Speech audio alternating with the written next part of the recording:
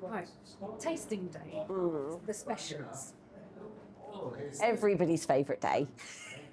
Tell me about it. We generally have at least one, if not two or three tasters, depending on, like Jamie will put something together, he'll bring it in, we'll cook it, gives us a chance to get some photos and stuff for social media and for us to try it and make sure we're happy with the flavour. We quite often like look at the seasons. That's the kind of practical approach we take to it. And then our unpractical approach is somebody will come and say, did you see this on TikTok? Can we do this? Well, that looks amazing. Yeah, let's give that a go, put our own twist to it. When we very first opened, I think the previous year, Jamie and I had been to Romania, and this little village that we were in had this amazing little sandwich shop, tiny, like a fraction of the size of Larry's, just really a shop front. And they did this homemade focaccia bread, and they had 3 people in the shop, so she had a batch in the oven, a batch proving, and a batch that she was making up. Then the 2 guys behind the counter, they had like a counter full of like deli meats and cheeses,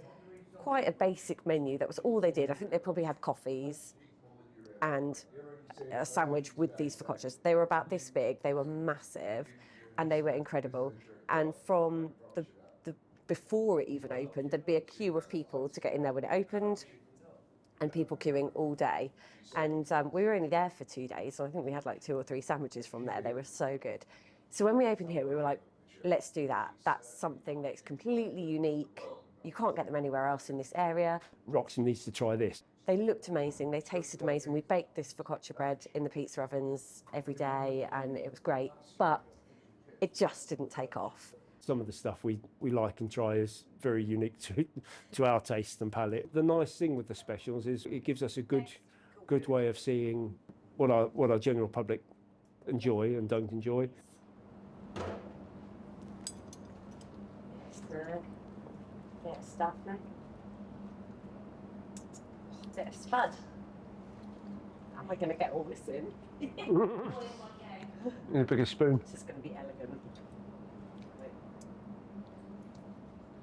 Well, we're going to run it from this Sunday, I think, isn't it? Yeah. 12 till run out.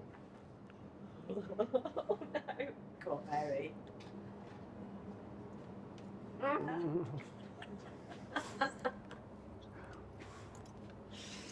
The staff need to try the food and try the specials so they can advise customers. If the staff don't like it, it doesn't go on the menu, right? No, it doesn't. No, and it has to be an unanimous decision. Except, yeah, no, it has to be an unanimous decision. But and Sarah's particularly fussy about everything, so if she likes it, we're on a winner. It gives us a good opportunity to experiment with our price points as well. £14.95. £15 seems to be our spend bracket. Yeah. People don't like to spend more than that. Chicken as we are for brisket. Yeah, probably will. Or maybe £1 more for the brisket, just being a bit more expensive. But then you've probably got a little, yeah. I think it'll be about the same. Yeah, maybe £1 more for the brisket.